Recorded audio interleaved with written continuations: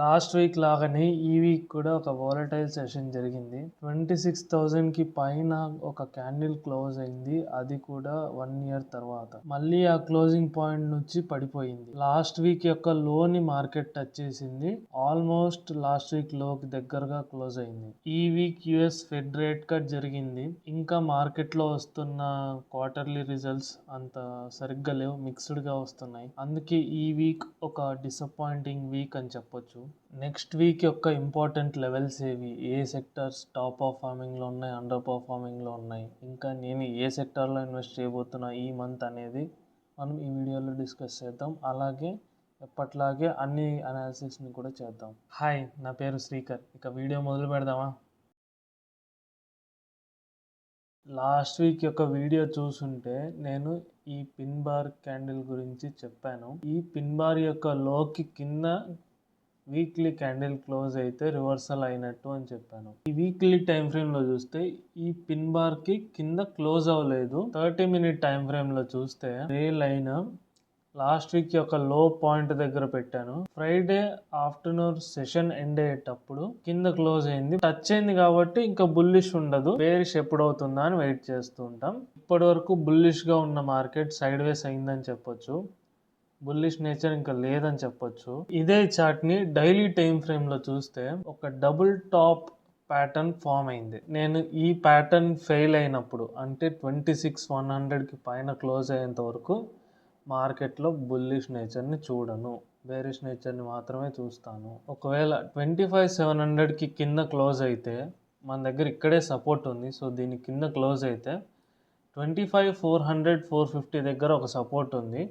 Next important support 25,300 దగ్గర, 25,200, 250 దగ్గర ఉంది. 25,300 దగ్గర ఉన్నది ఒక చిన్న సపోర్ట్ లా తీసుకోవచ్చు. దాంట్లో స్ట్రెంగ్త్ ఎక్కువ ఉండదు అని అనుకుంటున్నా. 25,400, 25,200 ఇవి ఇంపార్టెంట్ లెవెల్స్ బేరిష్ సైడ్. ఇప్పుడు సరే, ఇంకా ఆప్షన్ సెల్లర్స్ యొక్క ఓఐ డేటా చూద్దామా?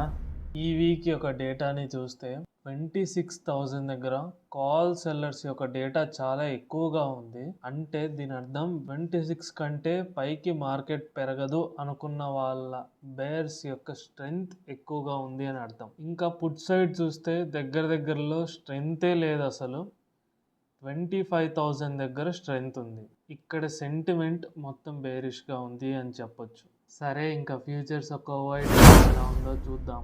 లాస్ట్ ఫ్యూ వీక్స్గా లాంగ్స్ పెరిగి డేటా మంచిగా అవుతుంది, బెటర్ అవుతుంది అని అనుకునే లోపు మళ్ళీ బుల్స్ యొక్క స్ట్రెంగ్త్ వీక్ అయింది. లాస్ట్ వీక్ ఆల్మోస్ట్ 25% బుల్లిష్గా ఉన్న ఎఫ్ఐఎస్ ఈ వీక్ వచ్చేసరికి 16%కి తగ్గింది. మీరు గమనిస్తే లాస్ట్ వీక్ యొక్క లాంగ్స్ అండ్ షార్ట్స్ ని ఈ వీక్ యొక్క లాంగ్స్ అండ్ షార్ట్స్ తో గమనిస్తే లాస్ట్ వీక్ కంటే ఈ వీక్ కాంట్రాక్ట్స్ తగ్గాయి. ఇది మంత్ ఎండ్ అయిన వీక్ కాబట్టి, అక్టోబర్ ఎండ్ అయిన వీక్ కాబట్టి 28th రోజు ఫ్యూచర్ కాంట్రాక్ట్స్ ఎక్స్పైర్ అయ్యాయి.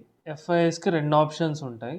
ఒకటి క్యారీ ఫార్వర్డ్ చేయడం, లేదంటే క్యాష్ సెటిల్మెంట్ చేయడం. నిజంగా క్యాష్ సెటిల్మెంట్ అయిందా లేదా, ఎంత అయింది, ఎలా అయింది అనేది మనం క్యాష్ మార్కెట్లో ఎఫ్ఐఎస్ ఏం చేసింది దాన్ని బట్టి తెలుసుకుందాం. మీరు స్క్రీన్ చూస్తే 10,000 crores అక్టోబర్ 28th రోజే బయింగ్ జరిగింది. ఫ్యూచర్స్లో క్యాష్ సెటిల్మెంట్ జరిగింది కాబట్టి ఈ బయింగ్ నెంబర్ కనపడుతుంది. దాని తర్వాత రోజు మళ్ళీ సెల్లింగ్ మొదలు పెట్టారు.